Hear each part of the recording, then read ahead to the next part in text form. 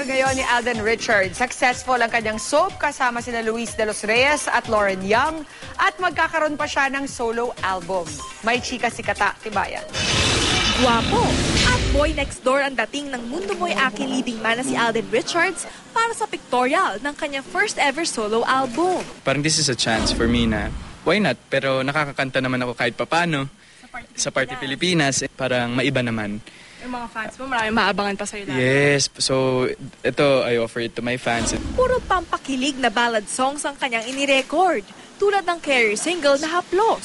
Sabihin mo sa akin, kailan mali ang pag-ibig.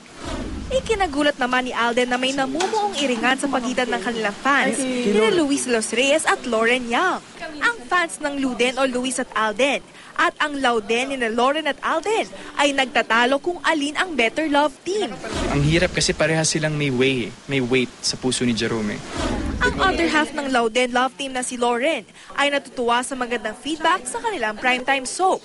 Mas gamay na nga raw niya ang pakipagtrabaho sa kanyang main co-stars. Sobrang bait ni Luis and actually we help each other out sa mga scenes namin kasi kami yung laging magka-eksena and yun, syempre, parehas kaming girls, so nag-girl talk kami. Kanina ay pumirma na exclusive contract si Lauren sa Kapuso Network kasama ang manager na si Pia Magalona.